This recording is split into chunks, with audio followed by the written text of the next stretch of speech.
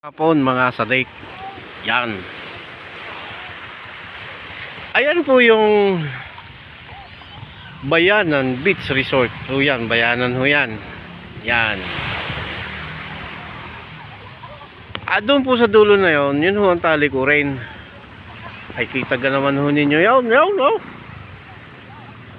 Yung banana boat o kaya yung UFO. Ayan. At yan pa rin ho yung bangka. Ay naka-standby pa rin ho diyan. Siguro mamaya pa ho yan mangingisda. Yan. At yun namang bangka na yun ay magtataan na uli ng lambat. Yan, oh. Kita ninyo yun, oh. At ayan ang araw. At palubog na ulit. Oh. At pag dito naman sa side na ito naman yung Punta Harina Beach Resort. Ayan. Ito na kaganda diyan, oh. Yan yung mga cottage yan. Yan yung pinarerentahan yan. 1.5 ho ang isang kanyan, ang isang butas. Yan. At ayan naman yung barko ay siguro ay Batangas City yan. Yan.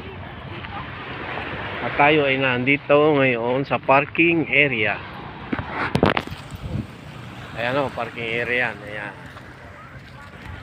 At siyempre, ayan si Sadik. Yung di ba? Power. Yan. Kita nyo yan, ha? Oh. May bata pa yan. Ayun, oh. Yan ay malamang ay doon din ang punta niyan sa Isla Verde. Diyan. Oh, di ba? Oh. Kita niyo yan, oh, yung mga naglingko kaya. Sabi ko sa inyo dito maraming pwedeng gawin. Ayan. O gaya niyan, maglambat, mangisda, mag-outing. Ayan, oh. Kaninang umaga, napakarami ho talaga nang naliligo dyan. Di sa vista na yan, sa dulo na yan. Madami ho, mga taga Laguna uli yun nandyan. Nakakausap ko ho kanina doon sa Lumian. Yan. Oh, ang gisig naman, oh. Tugo pala yun. Ay, sa Batangas nga punta niyan. Ayan.